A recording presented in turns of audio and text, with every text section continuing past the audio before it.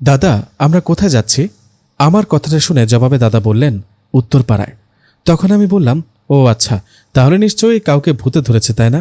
দাদা হেসে জবাব দিলেন, বাচ্চাদের মতো কথা বলিস, তাই না? চল, গেলেই দেখতে পারবি। আমি নাহিদ ইসলাম।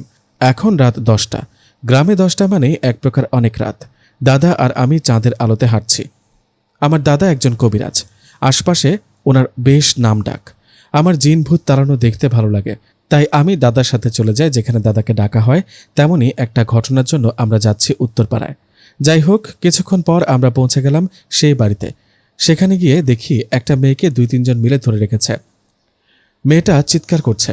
সেখানে সবাই বলাবলি করছে, কালি ধরেছে মেয়েটাকে। আমরা সেখানে পৌঁছানোর সাথে সাথে সেই মেয়েটা দাদার উদ্দেশ্য করে রেগে চিৎকার করে বলতে লাগলো, তুই তুই কেন এখানে? তুই আমার কিছুই করতে পারবি না, যা চলে যা। তোর মতো কবিরাজ আমার চুলও ছিঁড়তে পারবে না। কথাটা শুনে দাদা মেয়েটার গালে একটা থাপ্পড় মারে। থাপ্পড়টা দেবার সাথে সাথে মেয়েটা জ্ঞান হারিয়ে মাটিতে পড়ে যায়। তখন সবাই ভয়ে মেয়েটার দিকে তাকিয়ে থাকেন, মেয়েটা আবার মারা গেল না তো? তখন দাদা বললেন, কেউ ভয় পাবেন না, মেয়েটার শরীর থেকে জিনটা চলে গেছে। এই বলে দাদা বলেন, আমাকে কেউ 1 গ্লাস পানি দেন। দাদার কথা মতো একজন পানি নিয়ে আসেন। দাদা সেই পানিতে দোয়া কালাম পরে ফুঁ দেন, আর সেই পানি মেয়েটার শরীরে ছিটাতেই মেয়েটা জ্ঞান ফেরে। জ্ঞান ফেরার পর দাদা চেষ্টা করেন মেয়েটার শরীরে জিনটাকে হাজির করতে। কিছুক্ষণ পর জিনটা হাজির হন। হাজির হবার পর অনেকভাবে দাদাকে গালিগালাজ শুরু করে আর ভয় দেখান। কিন্তু দাদা তাতে কোনো ভয় না পেয়ে জিনটাকে বলে মেয়েটাকে ছেড়ে চলে যেতে। কিন্তু কোনোভাবে জিনটা ছেড়ে চলে যেতে রাজি হচ্ছিল না। বেশ কিছুক্ষণ এভাবে জিনটার সাথে দাদার তর্ক বিতর্ক হয়। অবশেষে দাদা কোনো উপায় না পেয়ে জিনটাকে বোতলে বন্দি করেন। যাই হোক, সেখানে দাদা সবাইকে বলে, আল্লাহ রহমতে আপনাদের মেয়ে সুস্থ হয়ে উঠবে, এখন থেকে আর কোনো সমস্যা হবে না। এই বলে আমরা বাসার দিকে রওনা শুরু করলাম। রাত তখন 12টা। বাড়ির দিকে হাঁটছি। দাদা বলল, এটা ছাড়া কোনো উপায় ছিল না। আমি বললাম, এতে তোমার কোনো সমস্যা হবে না? দাদা বলল, সমস্যা বলতে সব সময় তো হয় না। অনেক সময় হয় কি যে খারাপ জিনটাকে মেরে ফেলি বা বোতলে বন্দি করি, তার আত্মীয়র কেউ আক্রমণ করে আমার উপর, কিন্তু আল্লাহ ঠিকই রক্ষা করেন আমাকে। ও আচ্ছা, তাই? আমি তো তোমার সাথে সাথে থাকি, এতে কি আমার কোনো সমস্যা হতে পারে? হতে পারে। শুধু তোর সাথে না, আমার পরিবারের যে কারোর সাথেই সমস্যা হতে পারে। তাই তো আমি আমাদের বাড়িটা বন্ধ করে রাখি আর সবার শরীর বন্ধ করে রাখি। তোর কোমরে যে তাবিজটা আছে সেটা কখনো খুলবি না, মনে রাখবি। যতই বিপদ আসুক এই তাবিজটা খুলবি না। ঠিক আছে, কিন্তু কি আছে এমন এই তাবিজে? এটা খুললে কি হবে? সময় হলে জানতে পারবি। এখন হাট, রাত অনেক হয়েছে।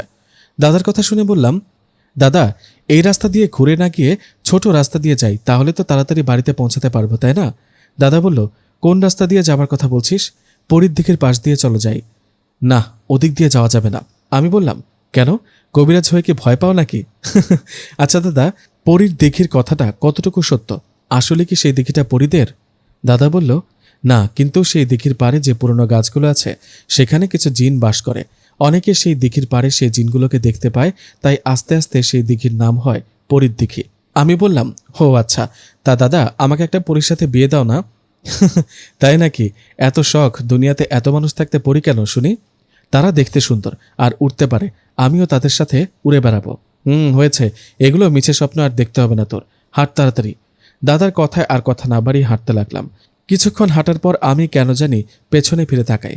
পেছনে তাকাতে দেখলাম আমার থেকে কয়েক হাত দূরে খুব সুন্দরী একটা মেয়ে দাঁড়িয়ে আছে, অপরূপ সুন্দরী। আমি মেয়েটাকে দেখে দাদুকে বললাম, দাদু দেখো, আমাদের পেছন পেছন একটা মেয়ে আসছে। আমার কথা শুনে দাদা পেছনে ফিরে তাকান, তাকিয়ে আমাকে বলেন, কই, এখানে তো কেউ নেই।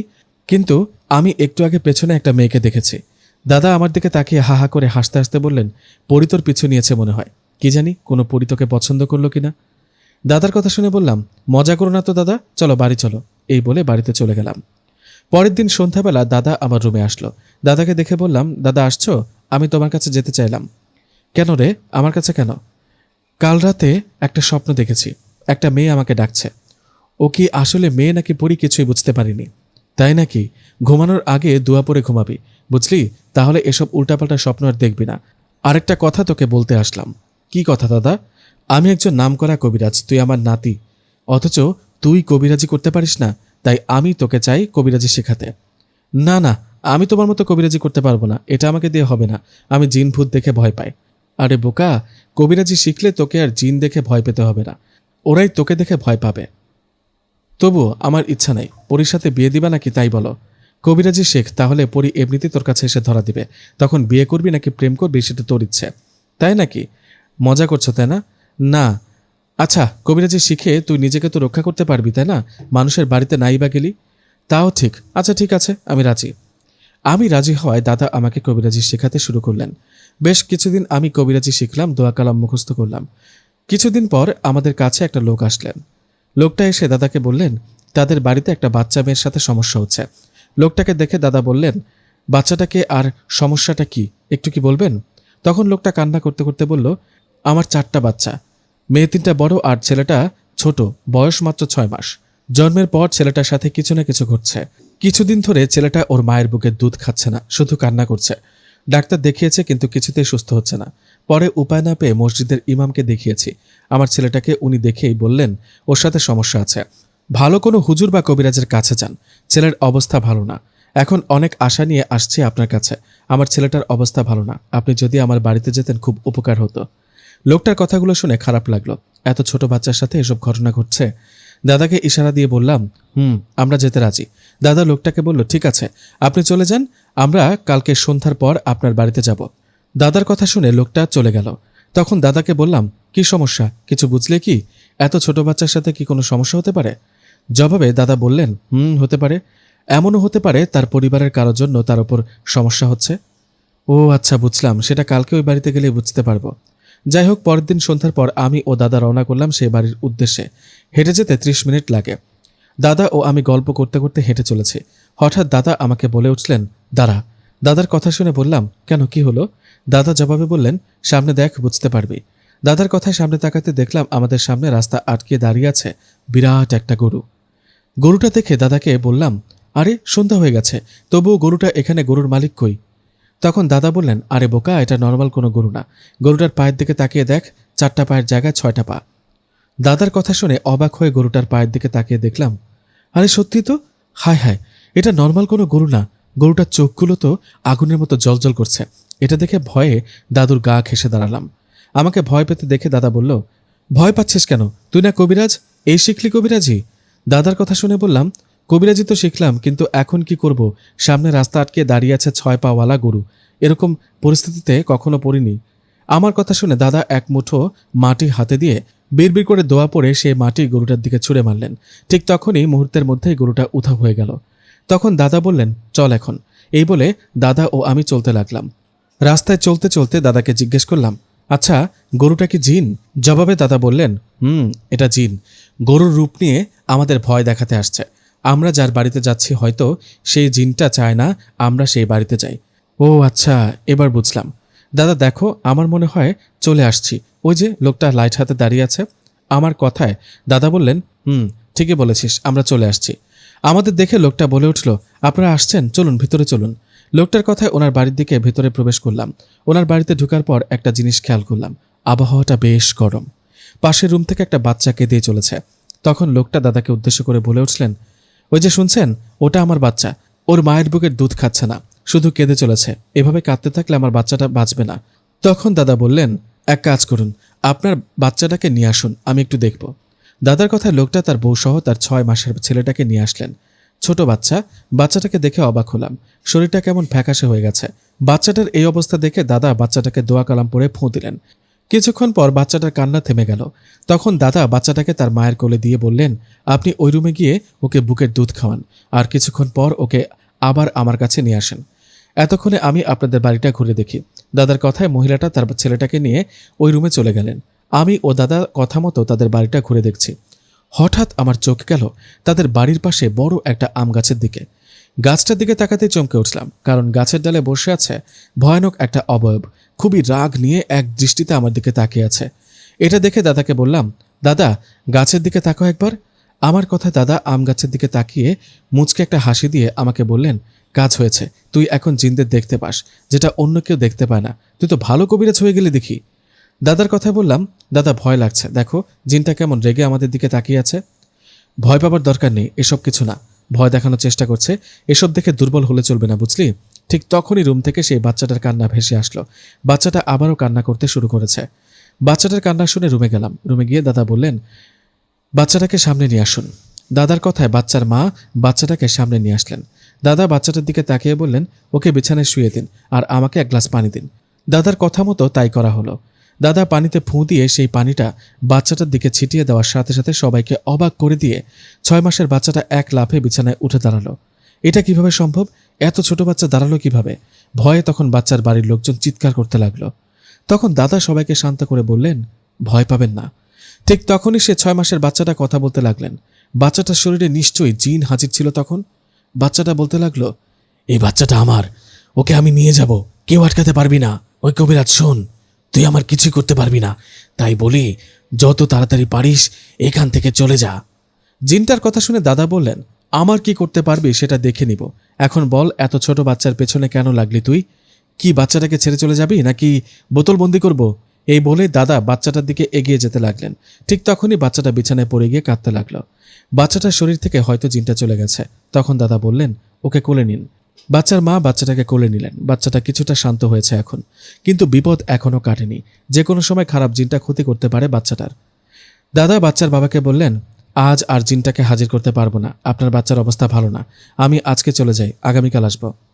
লোকটা বললেন, কবিরাজ সাহেব, দয়া করে যাবেন না, আমার বাচ্চাটা যদি আবারও অসুস্থ হয় তখন কি হবে?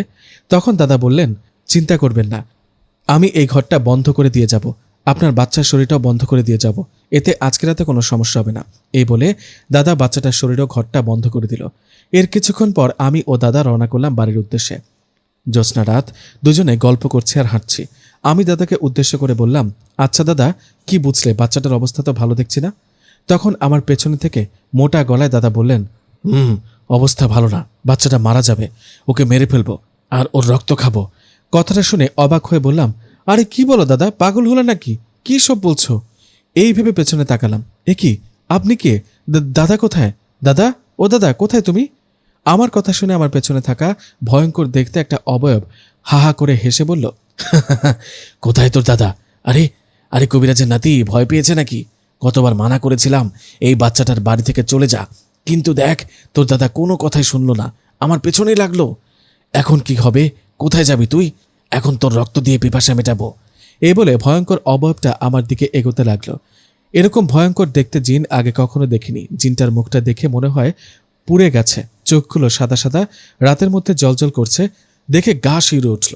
চিৎকার দিয়ে একটা দৌড় দিতে যাব, ঠিক তখনই সে জিনটা আমার পেছনে সজোরে আঘাত করলেন। আমি ব্যথায় চিৎকার দিয়ে উঠে মাটিতে পড়ে গেলাম। তখন সে ভয়ঙ্কর জিনটা আমাকে বলতে লাগলেন, আরে আরে, কবিরাজের নাতি পালাচ্ছিস কেন? কোথায় তোর কবিরাজ দাদা? ডাক, এখন এখন তোর কলিজাটা বের করে নেব। এই বলে সে আমার দিকে এগোতে লাগলো। ব্যথায় এদিকে আমি নড়াচড়া করতে পারছি না। হঠাৎ কোথা থেকে সাদা জুব্বা পরা একজন এসে সে খারাপ জিনটাকে ধাক্কা দিয়ে মাটিতে ফেলে দিল। তারপর শুরু হলো তাদের মধ্যে মারামারি। আমি দেখছি সেই সাদা জুব্বা পরা অবয়বটা সেই খারাপ ভয়ঙ্কর জিনটাকে একের পর এক চাবুকের আঘাত করছে। আঘাত করার সাথে সাথে সে জিনটা চিৎকার দিয়ে উঠছে। এরকমভাবে কিছুক্ষণ চলার পর সে খারাপ জিনটা বেশ ভালোভাবে আহত হয় ও চলে যায়। তখন সে সাদা জুব্বা পরা কেউ আমার দিকে এগিয়ে আসতে থাকে। আমি কিছু বলার আগে উনি বললেন, আসসালামু আলাইকুম, ভয় পাবেন না, আমি আপনার জন্য এসেছি। আমি ভয়ে ভয়ে বললাম, কে আপনি? আমার জন্য আসছেন মানে? কে আপনি? তখন উনি বললেন, আমার নাম রহমান, আমি একজন জিন, ভয় পাবেন না। ঠিক তখনই দাদার ডাক কানে ভেসে আসলো। দাদা চিৎকার করে ডাকছে, নাহিদ, কই তুই? দাদার ডাক শুনে দাদার কাছে এক দৌড়ে গিয়ে পৌঁছালাম। গিয়ে বললাম, দাদা, কোথায় গিয়েছিলে তুমি হঠাৎ? জানো আমার সাথে কি ঘটেছে একটু আগে?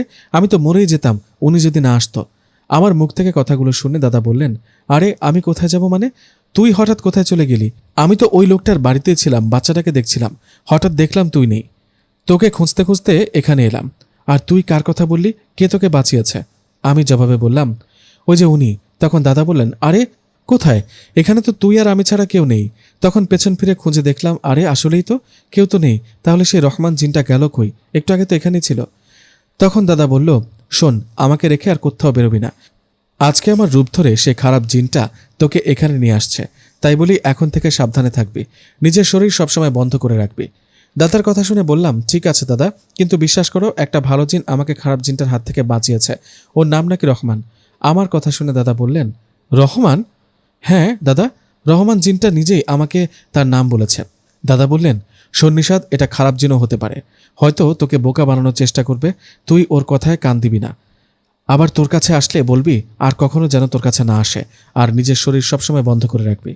দাদার কথা শুনে বললাম, ঠিক আছে, এখন চলো, বাসায় চলো। এই বলে দুজনে বাসায় চলে গেলাম। সে রাতে সেই রহমান জিন আমার কাছে আবার আসেন। আমি রুমেই ছিলাম। ওনাকে দেখে ভয়ে ভয়ে বললাম, আপনি আপনি আবার কেন আসছেন? চলে যান।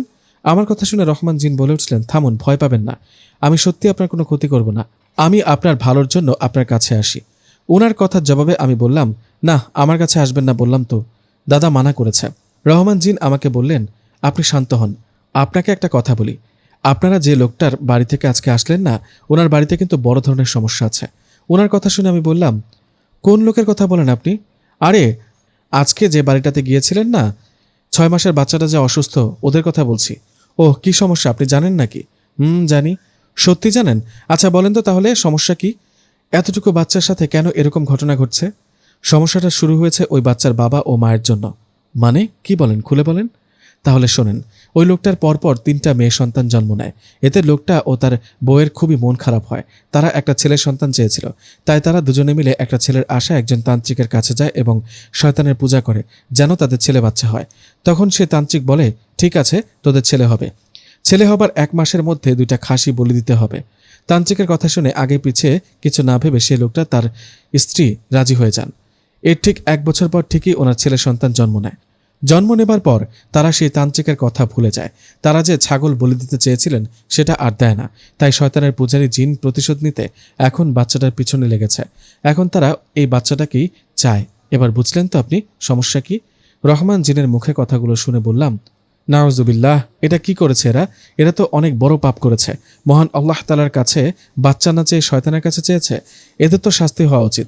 আমি সকাল হতেই দাদাকে বলবো ওনার বাসায় যেন আর না যান। ওদের মতো মানুষের এরকমই শাস্তি হওয়া উচিত। আমার কথা শুনে রহমান জিন বললেন, না, আপনারা কালকে ওনাদের বাড়িতে যাবেন। মানুষ ভুল করে বুঝতে পারে। ওনাদের ভালো হবার একটা সুযোগ করে দেয়া দরকার। হাতে বেশি সময় নেই। যা করার কালকে গিয়ে করবেন। এই বলে তিনি আমাকে সালাম দিয়ে চলে গেলেন। উনি চলে যাবার পর ভাবতে লাগলাম, মানুষ এরকম কাজও করতে পারে। তখন আরেকটা চিন্তাও মাথায় আসলো, আচ্ছা, এই রহমান জিন ইনি কে? হঠাৎ আমার সাথে দেখা করতে আসে কেনই বা? কারণ ছাড়া আমার উপকার করে? যাই হোক, রাত অনেক হওয়ায় তখন ঘুমিয়ে পড়ি। সকাল হতেই দাদাকে রাতে রহমান জিনের মুখে বলা সব কথাগুলো খুলে বলি। দাদা কথাগুলো শুনে বেশ অবাক হন। দাদা বলেন, তোমাকে না বলেছি রহমান তোমার কাছে আসলে তুমি মানা করবা, ওর কোনো কথাই শুনবা না? দাদার কথা শুনে জবাবে বললাম, দাদা, আমার মনে হয় কি রহমান জিন আসলেই ভালো। ভালোই যদি না হবেন তাহলে আমাকে বিপদ থেকে বাঁচালো কেন? কেনই বা সেই লোকটার বাড়ির সব ঘটনা খুলে বলল? থাম এবার। যখন বিপদে পড়বি তখন বুঝবি। আর শোন, আজকে বিকেলে যাব সেই বাড়িতে। বাচ্চাটার অবস্থা ভালো না। যে কোনো সময় সেই খারাপ জিনটা বাচ্চাটার কোনো ক্ষতি করতে পারে। যাই হোক, দাদার কথা মতো সেদিন বিকেলে চলে গেলাম সেই বাড়িতে।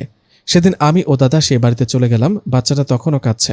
আমাদের দেখে বাচ্চার বাবা বলে উঠলেন, কবিরাজ সাহেব আসছেন, দেখুন আমার ছেলেটার অবস্থা আজকে আরো খারাপ। লোকটার কথা শুনে দাদা রেগে ওনাকে বললেন, অবস্থা তো খারাপ হবেই, সব আপনাদের জন্যই হয়েছে। আপনার এই খারাপ জিনটাকে আমন্ত্রণ দিয়ে নিয়ে আসছেন। দাদার কথা শুনে বাচ্চাটার বাবা বলে উঠলেন, কি বলেন কবিরাজ সাহেব? আমরা কিভাবে জিনকে আমন্ত্রণ দিয়ে নিয়ে আসবো? আমরা তো কিছু করিনি। তখন দাদা বললেন, অনেক হয়েছে, দয়া করে এবার চুপ করেন। আপনাদের পরপর 3টা মেয়ে হয়েছে বলে ছেলের সন্তানের জন্য শয়তানের পুজো কেমনে করতে পারলেন আপনারা, বলেন তো? আপনাদের ভুলের জন্য খারাপ জিনটা আপনাদের বাচ্চার পেছনে লেগেছে। এখন কি হবে? তখন লোকটা ও ওনার স্ত্রী মাথা নিচু করে বলে উঠলেন, আমরা ভুল করে ফেলেছি, মাফ করুন, দয়া করে আমার ছেলেকে বাঁচান। ওদের কথার জবাবে দাদা বললেন, আমার কাছে মাফ না চেয়ে আল্লাহর কাছে মাফ চান, আর তওবা করুন, এসব কাজ আর ভুলেও করবেন না। ছোট বাচ্চার মুখের দিকে তাকিয়ে আমি চেষ্টা করছি, দেখি কতদূর করতে পারি। আপনারা আমাকে 1 গ্লাস পানি দেন আর একটা ফুল এনে দেন। দাদার কথায় লোকটা একটা ফুল ও 1 গ্লাস পানি এনে দিলেন। এসব দেখে দাদাকে জিজ্ঞেস করলাম, কি করবে এখন? দাদা বললেন, জিনটাকে তোর ওপর হাজির করব। হাজির করে কথা বলে দেখি, যদি বেশি বাড়াবাড়ি করে, যদি বাচ্চাটার কাছ থেকে না যায়, তাহলে ওকে বোতলে বন্দি করব। দাদার কথা শুনে আর কথা না বাড়িয়ে বসে পড়লাম। দাদা আমার চারদিকে গোল বৃত্ত এঁকে দোয়া কালাম পড়তে লাগলেন। এর কিছুক্ষণ পর আমার কিছু মনে নেই, হয়তো জিনটা আমার শরীরে ভর করেছে। জিনটা আমার শরীরে ভর করার পর দাদা অনেকভাবে বোঝাতে থাকে জিনটাকে, কিন্তু জিনটা খুবই খারাপ ছিল। সে কোনোভাবে যাবে না, বাচ্চাটাকে নিয়েই যাবে। কিন্তু দাদা যেভাবেই হোক জিনটাকে ছাড়াবেই। তাই দাদা জিনটাকে হুমকি দেন। দাদা জিনটাকে বলেন, তুই যদি এই বাচ্চাটাকে ছেড়ে না যাস তাহলে তোকে মেরে ফেলবো, নইলে বোতলে ভরবো। দাদার কথা শুনে জিনটা হাসতে হাসতে বলে, চিনিস আমাকে? জানিস আমি কোন বংশের? আমার কিছু হলে আমার ভাই তোকে ছাড়বে না, তোর বংশ নির্বংশ করবে। এসব বলে দাদাকে গালাগালি করতে থাকে। রাগে দাদা তখন সেই জিনটাকে বন্দি করেন আর বলেন, দেখি তোর কোন ভাই আমার কি করে, এখন বোতলে বন্দি থাক। জিনটাকে বন্দি করার পর দাদা সেই লোকটা আর তার স্ত্রীকে বলে, আল্লাহর রহমতে আপনাদের ছেলে সুস্থ হবে, আর ভুলেও কখনো এসব কাজ করবেন না, নামাজ পড়ুন, আল্লাহর কাছে মাফ চান। যাই হোক, সেখানে সবার কাছ থেকে বিদায় নিয়ে রওনা করলাম বাড়ির দিকে। ততক্ষণে সন্ধ্যা পার হয়ে গেছে, চারিদিকে অন্ধকার নেমে আসছে। দাদা আর আমি হাঁটছি গ্রামের রাস্তায় লোকজন তেমন একটা নেই বললেই চলে। আশেপাশে গাছগুলো হঠাৎ নড়েচড়ে উঠছে, মনে হচ্ছে গাছের ডালে কেউ বসে ঝাঁকি দিচ্ছে। এসব দেখে দাদাকে বললাম, দাদা কিছু বুঝতে পারছো? তাড়াতাড়ি হাঁট, পেছনে ফিরে তাকাবি না। দাদার কথায় ওনাকে বললাম, দাদা নিশ্চয়ই কোনো খারাপ জিন আমাদের পিছু নিয়েছে, হতে পারে, তোর শরীরটা বন্ধ করে নে। ঠিক তখনই সামনে থেকে একটা আওয়াজ আসলো, শরীর বন্ধ করলে কি হবে, আজকে তো বাঁচবি না। কথাটা শুনে থমকে গেলাম। সামনে 3-4টা কালো অবয়ব দাঁড়িয়ে আছে। এসব দেখে 2-1 পা পেছনে পিছালাম। ঠিক তখনই খেয়াল করলাম পেছনে কয়েকটা কালো অবয়ব দাঁড়িয়ে আছে। কি করব তখন কিছুই বুঝতে পারছিলাম না। মুহূর্তে আমাদের চারদিকে ঘিরে ধরল হাজার হাজার কালো অবয়ব। যতদূর চোখ যায় আমরা শুধু কালো অবয়বগুলোকে দেখছি। অবয়বগুলোর মুখ দেখা যাচ্ছে না, সবগুলো ঘোমটা দেওয়া। ভয়ে তখন গলা শুকিয়ে যাচ্ছিল আমার। আমি দাদার হাত শক্ত করে ধরলাম। ঠিক তখনই ঝড়ের বেগে সেখানে উড়ে আসলো বিশাল এক ঈগল পাখি। এত বড় পাখি কখনো হতে পারে না। পাখির ডানার ছাপটায় মনে হচ্ছে আশেপাশে ঝড় শুরু হয়েছে। পাখিটা আমাদের সামনে এসে পড়লেন। পাখির পিঠে একজন বসে আছে। এসব দেখে এই প্রথম দাদা কবিরাজ হয়ে ভয় পেয়েছিলেন। আমি তো ভয়ে কাঁপছি। তখন ঈগলের পিঠ থেকে সেই অবয়বটা মাটিতে নামলেন। উনি নামার সাথে সাথে আশেপাশে যত কালো অবয়ব ছিল সবগুলো মাথা নিচু করে সম্মান করছে। বোঝা যাচ্ছে ইনি হয়তো এই জিনগুলোর প্রধান। সেই অবয়বটা দাদার উদ্দেশ্য করে বললেন, কিরে কবিরাজের বাচ্চা, বেশি বার বেড়ে গেছিস তাই না? তোর সাহস তো কম না, আমার ভাইকে বোতলবন্দি করিস। তখন দাদা বললেন, কে কে আপনার ভাই? তখন সেই অবয়বটা বললেন, ধনাই, আজকে যাকে বোতলে বন্দি করেছিস সে আমার ভাই, তোর সাহস দেখে বাঁচি না। দাদা বলল, সে তো অপরাধ করেছে তাই শাস্তি দিয়েছি, সে কেন বাচ্চাটার ক্ষতি করতে চায়? তখন সেই অবয়বটা দাদার দিকে গরম হয়ে তাকিয়ে বলে উঠলেন, আমার ভাই যার ইচ্ছে ক্ষতি করবে, তাতে তোর কি?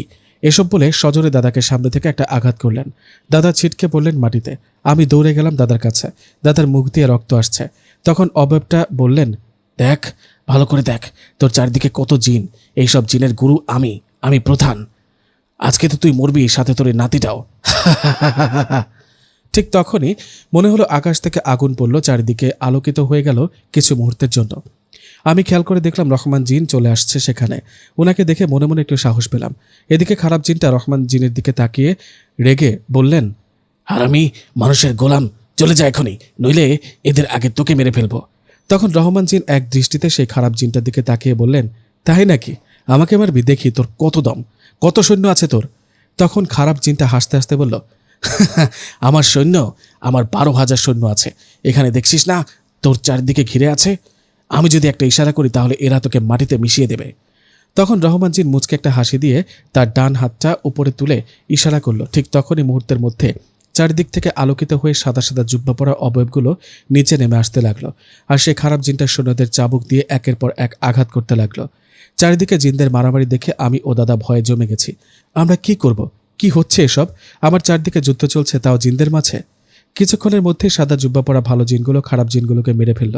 এটা দেখে খারাপ জিনের প্রধান জিনটা দাদার দিকে তাকিয়ে বলল, আমার সব সৈন্যরা শেষ, এসব তোর কারণে হয়েছে। এই বলে খারাপ জিনটা দাদাকে উপরে তুলে সজোর একটা আছাড় দেন। দাদা মাটিতে পড়ে গুরুতর আহত হয়ে জ্ঞান হারিয়ে ফেলে। আমি দাদাকে ধরে চিৎকার করতে থাকি। ঠিক তখনই রহমান জিন সেই খারাপ জিনটাকে আঘাত করতে থাকে। কিছুক্ষণের মধ্যে সেই খারাপ জিনটাকে শেকল দিয়ে বেঁধে ফেলে রহমান জিন। আমি চিৎকার করে কান্না করছি, ভেবেছিলাম দাদা হয়তো মারা গেছে। আমাকে শান্ত করে রহমান জিন বলেন, আপনি শান্ত হন, আপনার দাদা সুস্থ হবে। এখন আপনি বলেন, একে কি করব? মেরে ফেলবো নাকি আগুনে পুড়িয়ে মারব? ওনার কথা শুনে আমি বললাম, আপনার যা ইচ্ছা তাই করুন, দয়া করে আমাদের বাড়িতে রেখে আসার ব্যবস্থা করুন, দাদা খুব অসুস্থ। রহমান জিন তখন আস্তে আস্তে দাদার কাছে এগিয়ে এসে দাদার কপালে তার দুটো আঙুল দিয়ে স্পর্শ করলেন আর বললেন, একটু পর আপনার দাদার জ্ঞান ফিরবে, আর কোনো ভয় নেই, জ্ঞান ফিরলে বাড়িতে চলে যাবেন। আপনার কি আর কোনো সাহায্য লাগবে? জবাবে আমি বললাম, না লাগবে না। আচ্ছা আমাকে একটা কথা বলুন তো, আপনি আমাকে সাহায্য করতে আসেন কেন? আমি কে বা এমন? তখন রহমান জিন মুচকে একটা হাসি দিয়ে বলল, জনাব, আপনি নিজেও জানেন না আপনি কতটা শক্তিশালী। আপনি নিজের জানেন না যে আপনার কাছে কতটা পাওয়ার আছে। যাই হোক, ভালো থাকবেন, আবার দেখা হবে। এই বলে রহমান জিন ও তার সৈন্যরা আমার দিকে ঘুরে মাথা নিচু করে সেখান থেকে চলে গেল। আমি বুঝতে পারছি না আমাকে এরা এত সম্মান কেন করছে। যাই হোক, জিনগুলো চলে যাবার পর ঠিকই দাদার জ্ঞান ফিরে। জ্ঞান ফিরতেই আমি দাদাকে ধরে বাড়িতে চলে যাই। এই ঘটনার 2 দিন পর দাদা বেশ সুস্থ হন। দাদা সুস্থ হবার পর দাদাকে বললাম, দাদা শোনো, আমার মনে হয় কি তোমার কবিরাজি বাদ দেওয়া দরকার। তুমি তো বুড়ো হয়েছো, তাই না? এখন এসব বাদ দাও। দাদা বলল, কেন রে, হঠাৎ এ কথা বলছিস কেন? বলছে কি আর সাথে, এতে তো তোমারই ক্ষতি হয়, তাই না? তুমি লোকেদের ভালোর জন্য দুষ্ট জিনদের তাড়িয়ে দাও, কাউকে বা বোতলবন্দি করো, কিন্তু সেই দুষ্ট জিনগুলোর পরিবারের কেউ আবার প্রতিশোধ নেবার জন্য তোমার ওপর আক্রমণ করে। একবার ভাবো, সেদিন যদি রহমান জিন না আসতো, তাহলে সেই খারাপ জিনটা তোমার সাথে আমাকেও মেরে ফেলতো। আমার মুখে কথাগুলো শুনে দাদা মাথা নিচু করে বললেন, জানিস, দুষ্ট বা খারাপ যে জিনই হোক না কেন, সে যতটা শক্তিশালী হোক না কেন, সে শুধু আমারই ক্ষতি করতে পারবে, কিন্তু তোর কোনো ক্ষতি করতে পারবে না। মানে? কেন দাদা, আমার ক্ষতি করতে পারবে না কেন? কারণ তোর পেছনে শক্তিশালী একজনের হাত আছে। সে থাকতে কোনো খারাপ জিন তো কিছুই করতে পারবে না তোর। দাদার কথাগুলো শুনে অবাক হয়ে দাদাকে বললাম, দাদা আমাকে বলো, আমার সাথে কে আছে? আমি কিভাবে শক্তিশালী হলাম? তোমার মতো সেই রহমান জিনও বলেছিল আমি নাকি অনেক শক্তিশালী। বলো আমাকে, তুমি নিশ্চয় জানো, বলো। তখন দাদা বলল, না জানি না, তোর এসব জানার দরকার নেই, সময় হলে ঠিকই জানতে পারবি। দাদার কথা শুনে বললাম, কখন সময় হবে? তুমি জানো কিন্তু বলছো না, তাই না? আমার মাঝে কি শক্তি আছে? ঠিক আছে, আমি একাই জেনে নেব। এই বলে রুমে চলে গেলাম। মনটা খারাপ, আমার সাথে কি হচ্ছে এসব। দাদা নিশ্চয় জানে আমার বিষয়ে, অজানা কিছু, কিন্তু সব এড়িয়ে যায়, বলতে চায় না। কি আর করার, মন খারাপ করে ঘুমিয়ে পড়লাম। জানি না রাত কয়টা বাজে, হঠাৎ আমার ঘুম ভেঙে গেল। ঘুম ভাঙতে আমি দেখলাম আমি খুব সুন্দর একটা জায়গায় শুয়ে আছি। চারিদিক থেকে সুগন্ধ ভেসে আসছে, মিষ্টি মিষ্টি বাতাস। এত সুন্দর জায়গা কখনো দেখিনি। হঠাৎ একজন সাদা জুব্বা পরা কেউ আমার কাছে এসে বলল, বাদশাহ হুজুর, রানী রোয়ানা আপনাকে ডাকছে, চলুন ওনার সাথে দেখা করবেন। ওনার কথা শুনে মনের অজান্তে চলতে লাগলাম ওনার সাথে।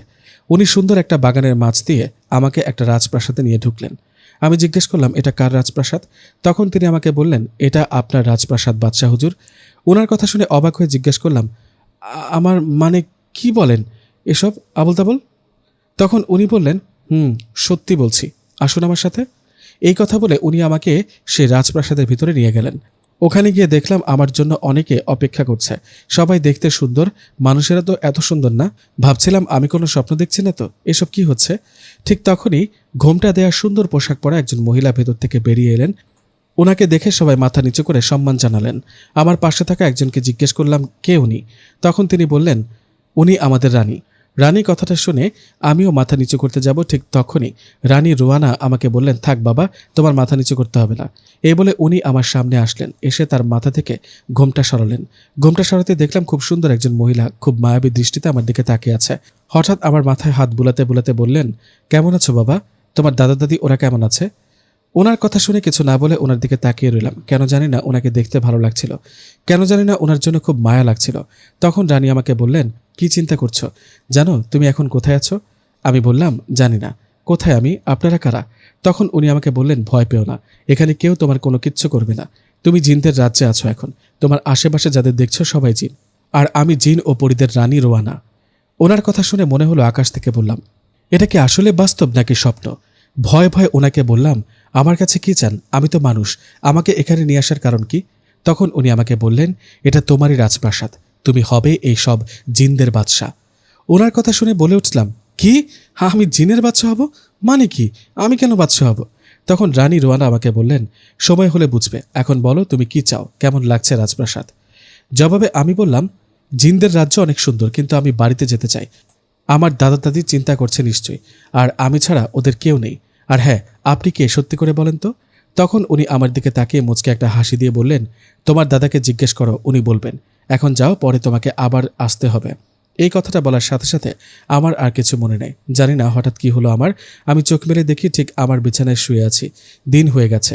আমি তাড়াহুড়ো করে উঠে এক দৌড়ে দাদার কাছে চলে গেলাম। আমাকে দেখে দাদা বললেন, কিরে, কি হয়েছে, তোর ভয় পেয়েছিস নাকি? তখন আমি বললাম, শুধু ভয় না, অনেক কিছু ঘটে গেছে, তুমি শুনলে অবাক হবে। তখন দাদা বললেন, কি হয়েছে বলতো একটু শুনি। দাদার কথা শুনে সব ঘটনা দাদাকে বলতে যাব, ঠিক তখনই দেখলাম দাদি আমার দিকে তাকিয়ে কান্না করছে। দাদির কান্না করা দেখে দাদাকে বললাম, দাদা, দাদি কান্না করছে কেন, কি হয়েছে? তখন দাদা আমাকে অবাক করে দিয়ে বলল, তোকে 1 মাস ধরে দেখেনি তো, তাই ভেবেছে তুই আর ফিরবি না। দাদার মুখে কথাটা শুনে চমকে উঠে বললাম, মানে 1 মাস থেকে বাড়িতে নেই মানে কি? আমি তো কাল রাতে ঘুমালাম। তখন দাদা বললেন, নিশাদ, তোর কাছে আমি আর কিছুই লুকাবো না।